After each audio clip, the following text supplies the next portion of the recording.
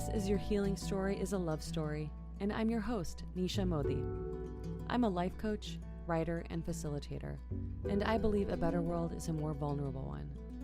I love to explore the relationships we have with ourselves, each other, and the world. This podcast shares what I see, know, and feel through this relational lens. Let's get to today's episode. Your healing story is a creative story. What was your first memory of self-judgment? The healer asked. The answer came to me so quickly. I was in Sedona, Arizona for a retreat when I received this question. I sat in a circle with 3 other people and the healer. He worked with us one-on-one and I was last. After witnessing his power and intuition with the others, I was excited, but a bit scared about what he had for me. So when he asked this question after saying that the only thing that keeps coming up for him is self-judgment, I felt seen, called out, and honestly a bit relieved that there wasn't some sort of secret demon inside me waiting to be exorcised. Instead, it was a known demon, and this was the validation, permission, and clarity I needed. A few weeks ago, I had an epiphany. I was in the middle of launching my 6-week boundaries course for the 3rd time, and I was feeling a major contraction. I loved facilitating this course, but some part of me was struggling. I'm not sure if I was depleting myself with promoting it, if I didn't want to run the course anymore, if I was sad that fewer people had applied than in the past, or what. All I knew is that something felt missing, even before I opened applications at the end of January. After attending a retreat in Chicago, I came to the conclusion that to make space for more expansive and creative endeavors, this would be the last time I'd facilitate the boundaries course. This is the last time I'm running this course, I wrote in my promotional emails. A little over a week later, while driving down the 10 freeway, I heard a whisper that said, "They see dreaming." No joke. My whole body felt lit up with the possibility of creating a dreamy space for Desi, South Asian folks, to come together, have community, create and heal from the pressures of trying to be a certain way to please our parents and our culture. I wanted the space to be a place where we could dream and create whatever we wanted for ourselves. After I heard this whisper, I felt certain about my next move, and it did not include wanting to facilitate the boundaries course. I think I was holding on to it, waiting for something else to arrive in its stead. And this something was more expansive and creative. It felt like a breath of fresh air and a relief.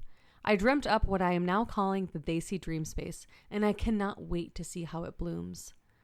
The morning after my epiphany, I boarded a plane to Phoenix to head to my Sedona retreat.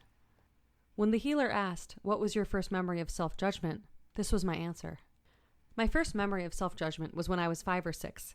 I had found major delight in making these paper pillows out of handwriting practice papers. I'd stapled 2 sides of 2 pieces of paper together, stuff it with paper, and then staple the rest of it around, and voila, a paper pillow. And not only did I find this revolutionary, I saw it as a gift. I gifted my mom these pillows, one after another after another. One time while she was cooking dinner, I presented what I didn't realize would be the last pillow I made. She snapped at me. "Nisha, stop making these. You're wasting paper." In that moment, the judgment about my creativity, which I had been loving until that point, went down the toilet. I judged my creativity and my worth. I looked at the pillows and suddenly they looked boring. Too boring to give someone as a gift. It's no surprise that 35 years later, when I did ayahuasca and saw my mom holding me as a baby, I asked her, "Are you proud of me?" The healer's question opened me up in ways I knew and didn't know. I hadn't connected this memory to self-judgment. In fact, I tried not to think about this moment of rejection, yet it was so vivid in my mind's eye.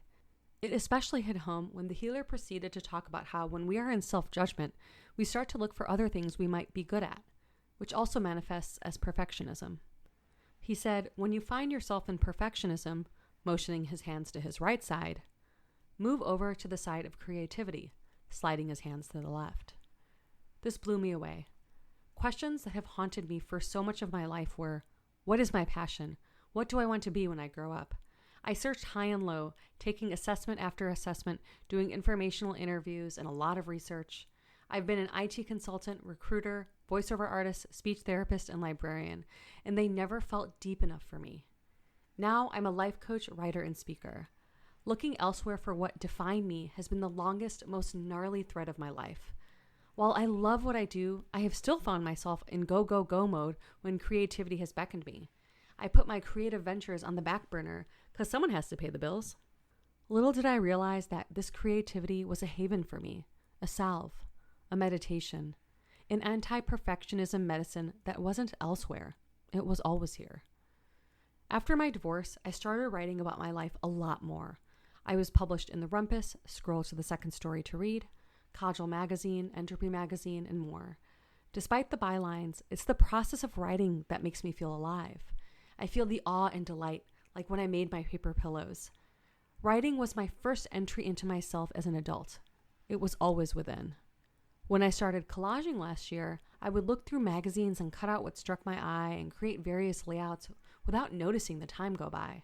I wasn't obsessed with perfection. I just wanted to create. And the more I created, the more I envisioned creative possibilities. As Maya Angelou says, you can't use up creativity. The more you use, the more you have. This is also how I felt when I thought of the Basie Dream Space.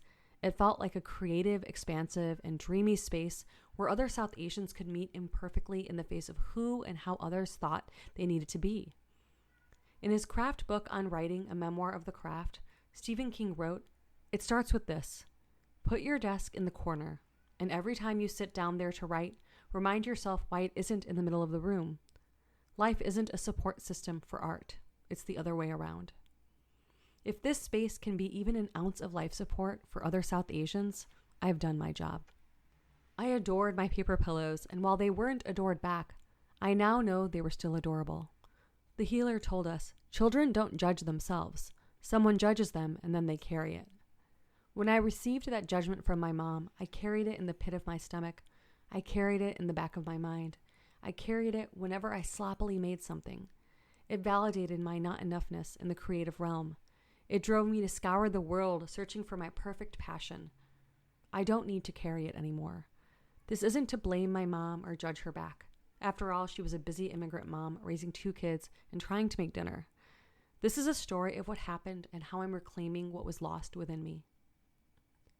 My healing story is a creative story, and this creative story will always be a love story. It is what brings me to this page. It is what generates the energy for me to connect to the earth in the form of celebrating myself, hugging trees, crying with a friend, collecting magazines for collaging, and dreaming about collecting them, and cutting open a perfectly ripe avocado. My healing story is a reclamation of deep time, a concept I first read about in 4,000 Weeks, Time Management for Mortals by Oliver Burkeman.